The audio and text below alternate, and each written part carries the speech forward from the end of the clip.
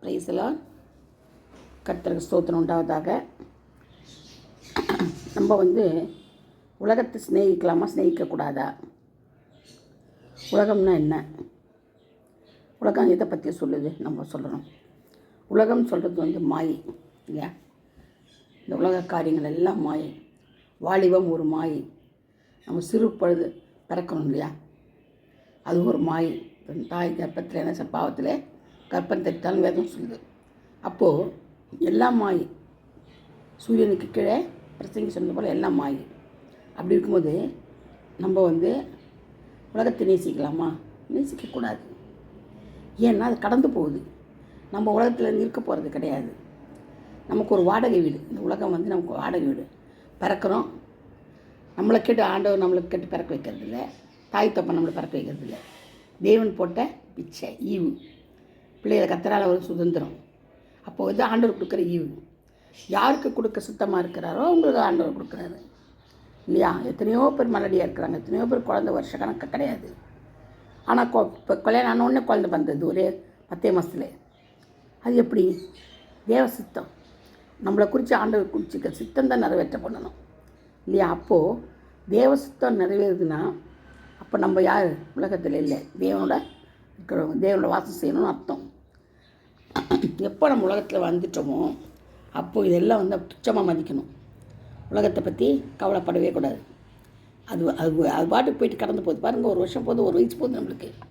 நம்மளுக்கு ஒரு வயசு போகுது, பிள்ளைகளுக்கு ஒரு வயசு கூடுது, நம்மளுக்கு ஒரு வயசு கூடுது, வருஷமே கூடி போகுது, திடீர்னு இறந்து போகிறோம். அப்போ மாயை தானே, வாலிபம் மாயை. நம்ம எவ்வளோ அழகாக இருந்தாலும் சரி, எவ்வளோ பாலிஷ் போட்டாலும் சரி, முகத்துக்கு உடம்புக்கு அது இது க்ரீம் போட்டாலும் சரி, வெயில் க்ரீம், சன்ஸ்க்ரீம், இந்த க்ரீமு, எல்லா க்ரீமும் போட்டாலும் சரிங்க, அது வேஷம். கடந்து போகுது, வேஸ்ட்டாக தான் போகுது. அது மாயை தானே, ஒன்றும் பிரயோஜனம் இல்லையே. அதை வச்சு நம்ம ஒன்றும் செய்ய முடியாதுங்க. ஏன்னா உலகத்தில் மண், நம்ம செத்த பிறகு என்ன பண்ணுவாங்க? பெட்டியில் வச்சு போட்டுறாங்க.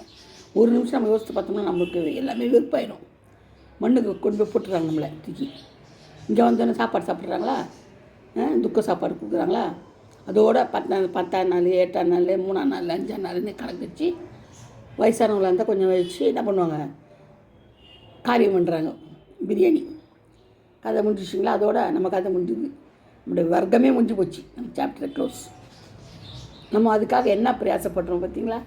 என்னென்ன பிரயாசப்படுறோம்? ஒரே சண்டை, சச்சரவு, கோபம், எரிச்சல், வியாதி, மரணக்கண்ணி, அடுத்தவங்க மேலே கோபம் வர்றது, சண்டை போடுறது, வில்லி சூன்யம் செய்கிறது, விபச்சாரத்தனம், வீசித்தனம் எல்லாமே நம்ம செய்யணும் இல்லையா? செய்யுதுன்னு சொல்லவே முடியாது. கண்ணி நிச்சயோட ஒருத்தரை பார்த்தாலே அது விபச்சாரம் தான் ஆண்டவர் சொல்கிறார் இல்லையா? அப்படி பார்த்தா நம்ம எல்லாருமே விபச்சாரிகள் தான். என்னை பொறுத்த நான் சொல்ல முடியும் தைரியமாக. ஏன்னா ஆண்டவரே சொல்கிறாரு, ஒரு இச்சையோடு நீ பார்த்தினால என்னது? நீ விபச்சாரன்னு சொல்கிறாரு. அது மட்டும் இல்லை, தன் மனைவியை தள்ளி விடுகிறவன் விபச்சாரம் தான். அவன் இன்னொருத்தனை கல்யாணம் பண்ணாலும் அவன் விபச்சாரி தான். அப்படின்னால அழகு போல் அழகாக சொல்லித்தரார் ஆண்டவர். ஒவ்வொரு அதுவும் தீர்க்க தரிசனம் ஆணித்தரமாக சொல்கிறாரு. யாருக்காக சொல்கிறாரு? நமக்காக. நம்ம அவருடைய பிள்ளைங்க இல்லையா? ஒழுக்கமாக நடக்கணும், ஒழுக்கமாக வாழணும், ஒழுக்கமாக பரலோகத்துக்கு வரணுன்றது அது வாஞ்சேன் நம்ம அப்பாவுக்கு. அதனால தான் நம்ம அப்பா நம்மளுக்கு அதில் சொல்லித்தராங்க. நம்ம அதை மீறி நடக்கும்போது நமக்கு என்னது பாவம் நம்ம மேற்கொண்டு நம்ம என்ன செய்கிறோம்? அந்த மாதிரி காரியங்களை, கெட்ட காரியங்களில் ஈடுபட்டு உலக காரியங்களை போயிடணும். அப்போ உலக காரியங்கள் நம்மளோடு இருக்கக்கூடாது. உலக இச்சைகள் இருக்கக்கூடாது, மாம்ச இச்சைகள் இருக்கக்கூடாது, ஜீவனத்தின் பெருமை இருக்கக்கூடாது. மாம்சத்தின் இச்சை நிறைய பேர் சொல்லுவாங்க, விபச்சார மாம்சத்தின். அப்படி கிடையாது, அதுவும் உண்டு. ஆனால் அதை பற்றி ஆண்டவர் சொல்லலை. மாம்சத்தின் இச்சைன்னு சொல்கிறது எதுனா, நம்மளுடைய மாம்சம் கூட பிறந்தவங்க இருக்கிறீங்களா இல்லையா? அவங்க மேலே இருக்கிற ஆசை. இப்போ அண்ணன் மேலே தம்பி உயிர் வச்சுருப்பான், அக்கா மேலே தங்கச்சி உயிரை வச்சுருப்பான், தாய் தாப்பை உயிரை வச்சுருப்பாங்க பிள்ளைங்க மேலே. இதுதான் என்னது? மாம்சம். நம்முடைய மாம்சம், சொந்த மாம்சம். கணவன் மனைவி மேலே, மனைவி கணவன் மேலே, சித்தப்பா, பெரியப்பா, அத்தை, மாமா, சித்தி, ஒருத்தர் மேலே ஒருத்தர் செஞ்சுருப்பாங்க. சிலது அன்பாக நேசிப்பாங்க, அன்பாக இருப்பாங்க, அவங்க மேலே ரொம்ப உயிராக இருப்பாங்க. அதுதான் என்னது? ரத்த சம்மந்தம் பண்ணப்பட்ட இச்சை, மாம்ச இச்சை. மாம்சத்தை நம்ம என்னது? நேசிக்கிறது. மாம்சத்தை இப்போ சில சொல்லுவாங்க, ஐயோ எங்கள் அண்ணன் இல்லைனா அவள் தான், நான் எங்கள் அக்கா இல்லைனா அவள் தான், எங்கள் அம்மா இல்லைன்னா செத்தே போயிடுவேன் சில சொல்லுவாங்க. அதெல்லாம் நடக்காத காரியங்கள். இதெல்லாம் நம்ம ப்ராக்டிக்கலாக வச்சு பாருங்களேன். யாரும் செத்த போயிடணும் கூட, அதுக்கு தான் ஆண்டவர் மறதி கொடுத்துக்கிறாரு. புதைச்ச உடனே பாருங்கள், அதில் உள்ள பெட்டியில் நம்ம கிடக்குறோம். நம்ம ஆவி எப்படிங்க போகுது?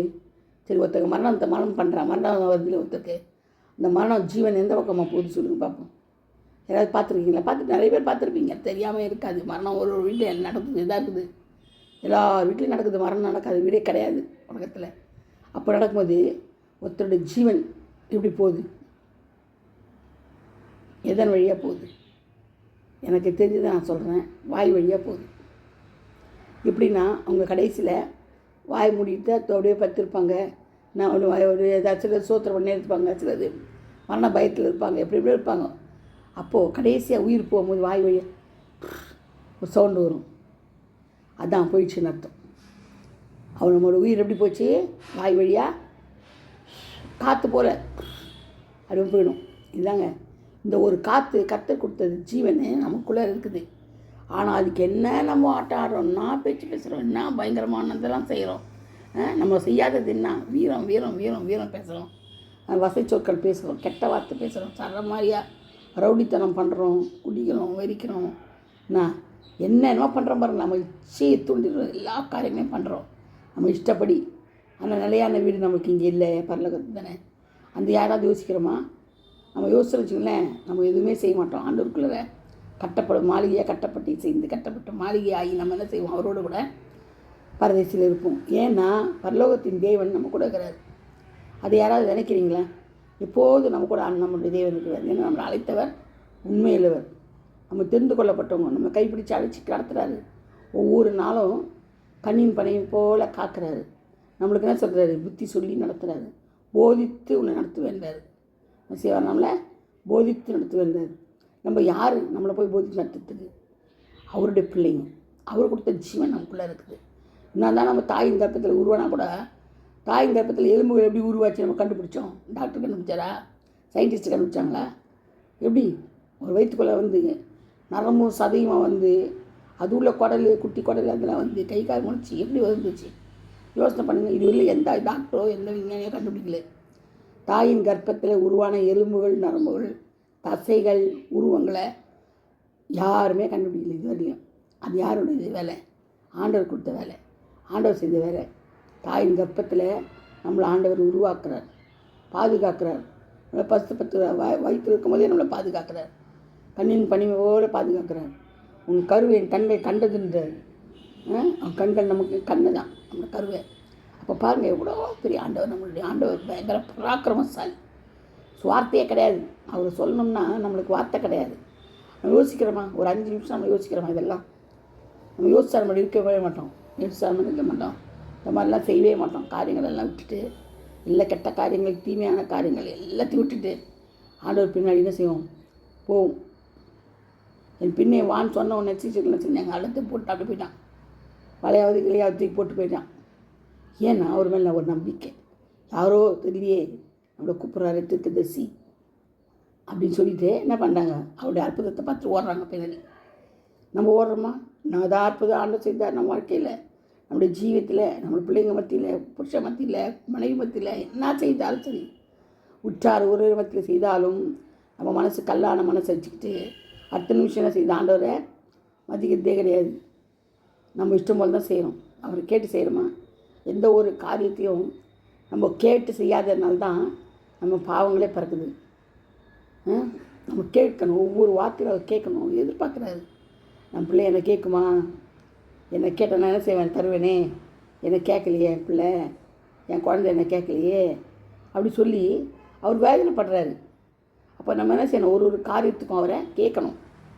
ஏசப்பா, நான் இதை செய்யலான்னு இருக்கேன், எனக்கு ஞானம் தாங்க, கிருபை தாங்க, செய்யட்டுமா, எனக்கு பலனை தாங்க, பணங்களை தாங்கப்பா, பணம் செய்யறதுக்கு தானே பணத்தை தாங்க, என்கிட்ட ஒன்றுமே இல்லைப்பா, நீங்கள் தந்தீங்கன்னா நான் செய்கிறேன் அப்படி சொல்லி நம்ம என்ன செய்யணும்? கேட்கணும். வாயை விட்டு கேட்டேன். நான் மனுஷங்கிட்ட கேட்குற வெக்கங்கிட்ட போய் மனுஷங்கிட்ட கடன் தெரியா, ஒரு 50,000 தெரியா, 1,20,000 தெரியா, 10,000 தெரியா, கடன் கேட்குறேன்னு வெக்கங்கிட்ட போய் நம்மளுக்கு படைச்சி நம்ம பேதா பிதா ஆண்டுகிட்ட கேட்டால் என்ன குறைஞ்சி போகுது? உங்களுக்கு ஒன்றும் குறைஞ்சி போகாது. ஏன்னா ஐஸ்வர்யத்தின் சம்பந்தம் அவர் பணக்கார ஆண்டவர் கிடையாது, பணத்தில் வச்சுக்கிறவர் கிடையாது. அவர் இந்த இதை பெட்டி தரம் ஒரு 10 லட்சம் தரேன்னு அப்படி கிடையாது.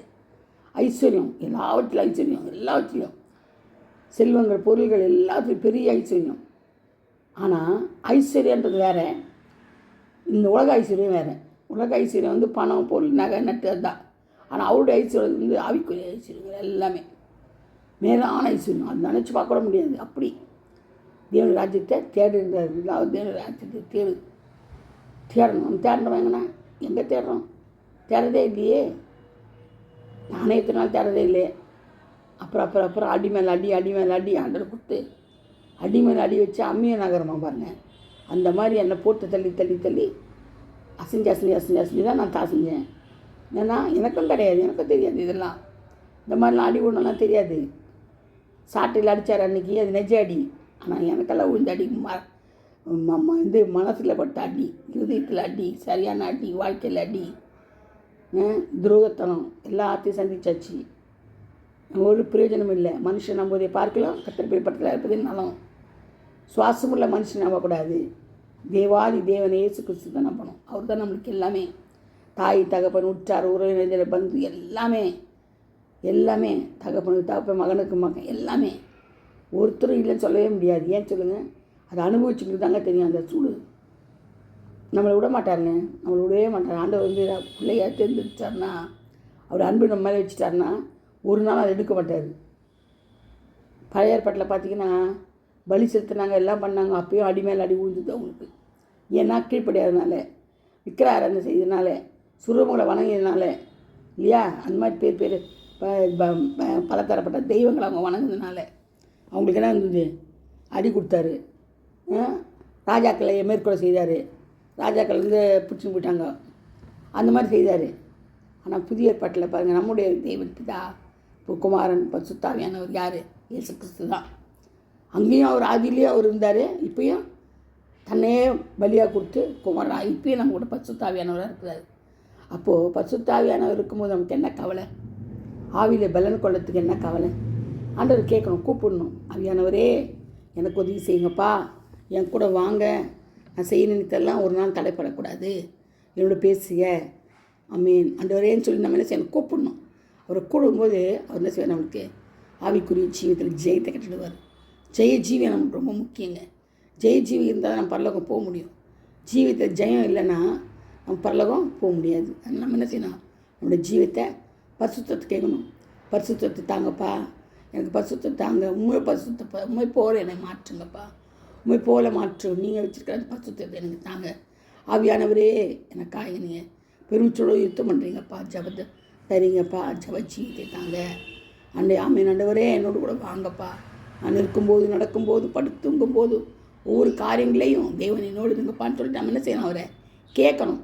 அப்போ நம்ம கூட இருப்பார், நம்ம கூட எல்லாம் செய்வார். நம்ம எதுவுமே கேட்காம நம்ம லாடு மாதிரி உட்காந்துட்டு இருந்தால் ஒரு பிரயோஜனம் கிடையாது. கேட்கணும். நம்ம தாழ்த்தணும். தாழ்த்தி கண்ணீர் சிந்தி அவளை பாதத்தை பிடிச்சி கெஞ்சி கேட்டோம்னா எல்லா காரியங்களும் ஜெயித்த கட்டுவார். வெற்றி இந்த வெற்றி உள்ள ஜீவியை நம்மளுக்கு. அதனால் நீங்கள் என்ன செய்யுங்க? கடைசி காலமாக இருக்குது. ரொம்ப கடைசியில் நின்று இருக்கணும். நம்ம பேசக்கூட நமக்கு நேரம் இல்லை. யார் எப்போ காணா போவாங்களோ தெரியாது, எப்போ ஆண்டோட வருகைன்னு தெரியாது, எப்போ கைவிடப்படுவோமோ கூட்டிகிட்டு போகிறோ தெரியாது. அவருக்கு மட்டும்தான் தெரியும். ரகசிய வருகையில் ஆண்டவர் வந்து தூக்கி போனால் நமக்கு எவ்வளோ சந்தோஷமாக இருக்கும். அதுக்கு முன்னாடியே தூக்கி போனாலும் கவலை இல்லை. ஆக மொத்தம் நம்ம ஆண்டோடு செஞ்சிருக்கணும், ஆண்டோடு இருக்கணும். அதுதான் நம்முடைய குறிக்கோள். சரிங்களா? நம்ம கர்த்தரை நெருங்கி ஜீவிப்போம், அவரே பற்றி பிடித்து கொள்ளும், அவரே கனத்தை கொடுப்போம். வேறு யாரும் தேவனே கிடையாது. ஒரே ஒரு தேவன் கர்த்தராகிய இயேசு கிறிஸ்து மட்டும்தான். அதை மனசில் வச்சு நம்ம அவருக்குள்ளே கனி கொடுக்கலாம், நம்ம ஜீவிக்கணும். ஆமீன். Praise lord. நீங்கள் இந்த சத்தியத்தை எல்லாத்தையும் சொல்லுங்கள், அனுப்பிவிடுங்க ஃப்ரெண்ட்ஸுக்கெல்லாம். சப்ஸ்கிரைப் பண்ணுங்கள். கர்த்தர் தான் உங்களை ஆசீர்வதிப்பாராங்க, குடும்பங்களை ஆசீர்வதிப்பாராங்க. ஆமீன். லேலியா. Praise Lord. Thank you. God bless you all.